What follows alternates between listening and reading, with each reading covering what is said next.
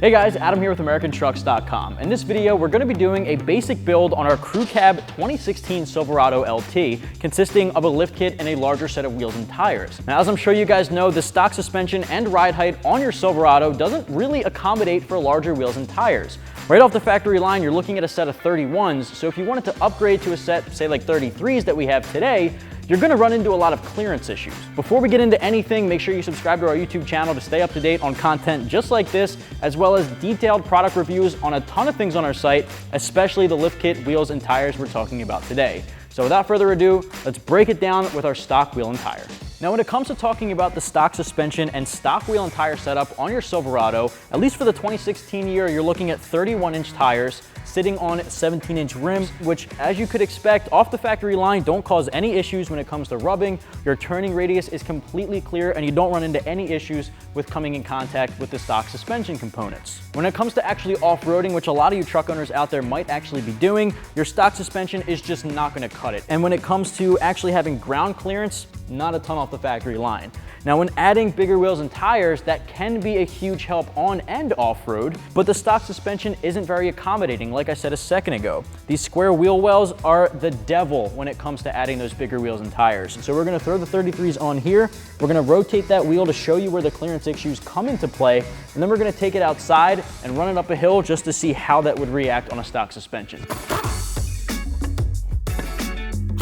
All right, so we're finishing bolting up our last 33-inch tire on our 2016 Silverado, and what we have here is a Mickey Thompson Baja ATZ P3 all-terrain tire. That's gonna give us kind of the best of both worlds performance when it comes to on-road driving and off-road grip. Those nubby tires help to escape, all of that grime that you could be tackling off-road. What we've got wrapped in those Baja ATZs is our Raceline 20-inch wheel. So altogether, this package is not only taller, it's even wider. Our Mickey Thompson's a 305/55/20, which means it is much wider than the factory 255. That's gonna take away a lot of the clearance that we have on our factory setup, which isn't very much to begin with. So we're gonna drop this off the lift. We're gonna show you guys what that clearance issue is gonna look like.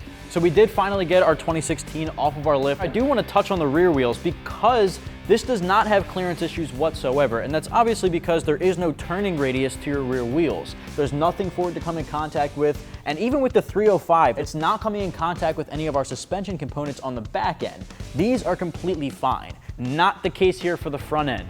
Now, as you can see, I have the wheel completely turned at full lock to the left, and this is, for the most part, not drivable. We can go on road, but once it comes to taking a full left-hand turn, this is coming in contact severely with the back end of our wheel well. If we were to turn the opposite way here, you're coming in contact with the front end deep in the wheel well. So there would be some pretty severe trimming you would have to do to the wheel well to make this work on a stock suspension. Now, the last thing I want to point out here with our 33s is this particular Raceline wheel has a negative 12mm offset. That basically refers to the wheel hub's position in relation to the center line of your wheel. So the 12mm offset is essentially causing your whole wheel to sit 12mm toward the outside of your truck. Now, before we actually put the lift kit on, we're gonna take this outside and simulate somewhat of an off-road situation by having the suspension flex a little bit. And we're gonna show you how those clearance issues can come into play on a stock suspension. So let's hop in and take it outside. So out here, we found a pretty steep hill.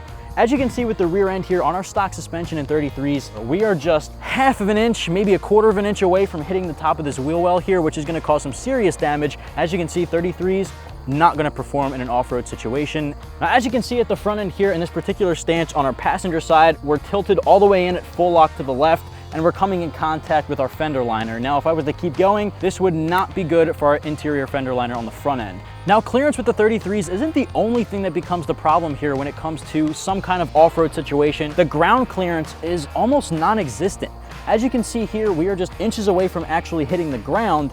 With no suspension mods whatsoever, you cannot tackle obstacles like this. Now, on our driver's side at the front end, it's just gonna continue to roll up and damage the inner wheel well liner. The back end is completely off the ground. Now, that's not really related to the wheels and tires, but on the stock suspension, there's no way that's gonna keep contact with the ground at such a high angle. If we added that 6-inch lift, we'd be able to tackle this steep hill without damaging our front splitter. So let's get this back on the lift and install this lift kit.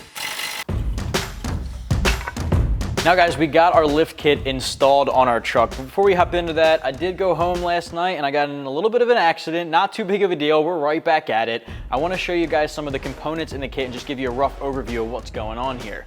Now, with this lift kit, something so big as a 6-inch on our Silverado, you spend most of your time actually dropping components and lowering the components rather than actually lifting it. The lifting part actually comes in with the spacers on the front strut and the blocks up above your rear axle, but we have the front and rear cross members. What these brackets are all doing is lowering components in order to correct all the steering geometry, CV angles, so on and so forth.